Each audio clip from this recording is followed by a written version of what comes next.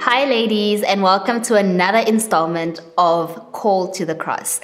I'm really excited today because one of my favorite people is sharing a story, which is hers. Her name is Nadia, and she's going to be encouraging you by sharing her testimony on how she maintains her relationship with Christ, balances family life, and talking about her career as well. But importantly, she also talks about serving, which is so important to our growth. Happy Women's Month. Stay tuned and don't forget to fill out the questions at the end. Enjoy. So my journey with Christ started when I was very young. I always knew there was something special out there. I don't know what it was, but I was always guided in my thoughts and what I was doing. Even though things didn't go well at home, I always felt protected.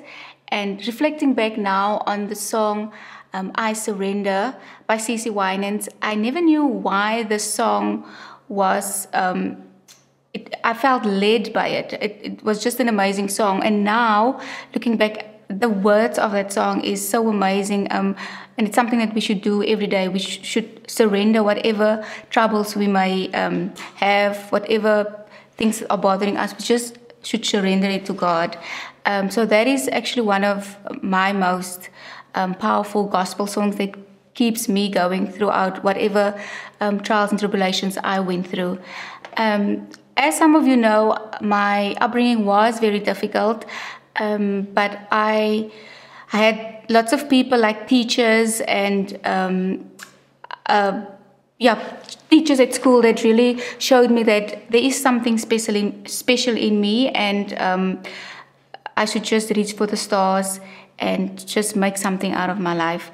And I really took their words to heart, and I worked hard in school, and after school I went to study. And I am at a place now where I can truly say God has been my anchor. I am at the college now, teaching students, inspiring students every day. Oh, I think I'm inspiring them because every day I impart something of myself into them. And I always feel led by God to say something. Some of them even call me Maruti because I always say something godly, even if it's not even part of the lesson. What I also feel led to say now is I didn't start out to be a lecturer. I never thought I would be a teacher, but I had a very a lovely job in Sandparks in the Northern Cape, earning well, but I just felt I wasn't making any impact on anyone. And every afternoon when I got home from work, I'm thinking to myself, so what did I do today? What did I impact anyone today? No, I didn't feel anything. And that is why I started studying part-time, and I felt led to go into teaching. And here I am today. It wasn't an easy road, but I can tell you the decision to move from corporate to teaching, that was easy. God, everything just fell into place, and the move to Muscle Bay was really an easy one. And now I'm at a place, every day is not easy at the college, like I earlier told Joy, but I love being there. I love to use the platform to tell students about God, because I don't know whether they read their Bibles. I don't know whether they get to a church. I don't know when last did they hear something about God. So I make use of the platform to impart something of myself into them and inspire them and tell them about God and what He can do for them, even though their circumstances are not the best currently. But if they believe in Him, put their trust in Him, He will take them places. I am always encouraged by the scripture 2 Corinthians 2 verse 19.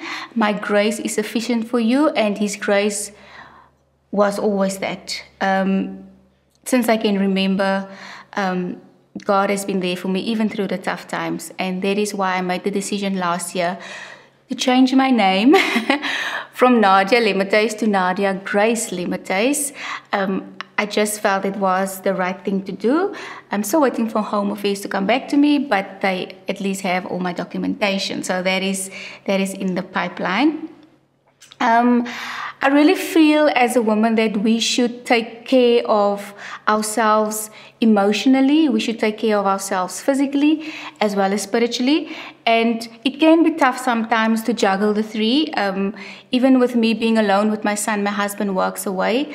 You have to really juggle the ball, because you can't spend too much time on your the physical appearance and neglect your spiritual life or neglect yourself emotionally. There should be a balance, and to gain that balance, you need determination, you need energy, and I'm sure you need some enthusiasm. Okay, so what I do is I love to CrossFit to keep myself sane after a hard day at work.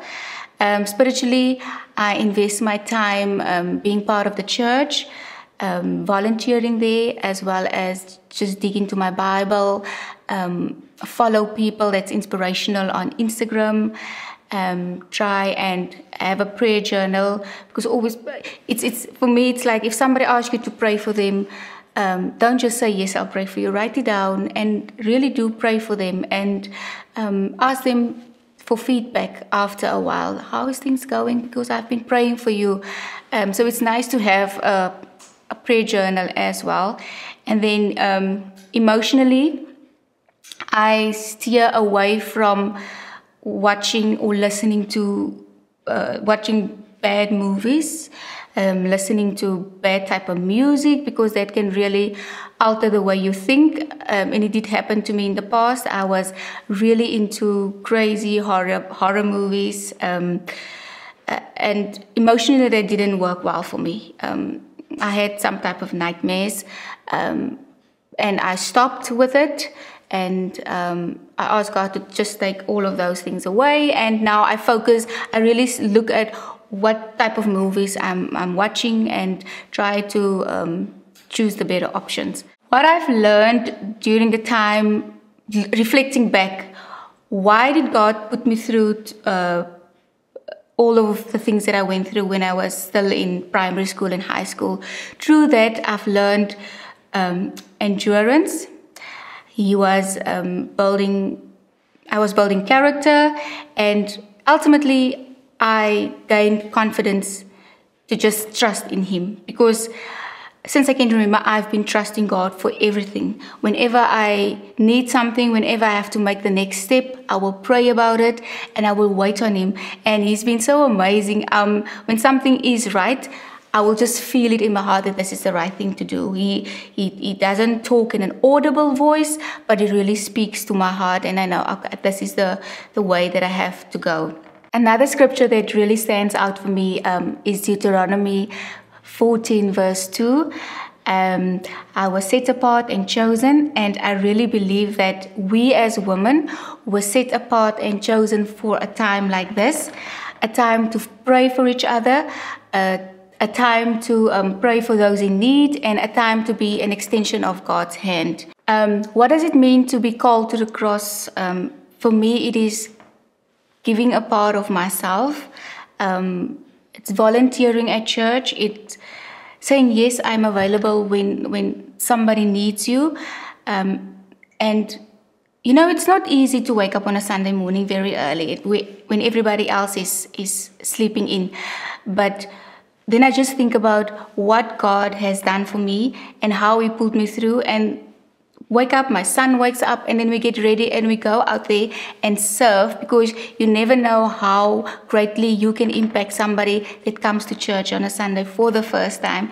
And I've encountered it numerous times where while I was serving, somebody came to church. I realized it afterwards, and it was their first time. And I did greet them with a smile. I did, before COVID, hug them and make them feel welcome in church. So that is ultimately what being called to the cross is for me.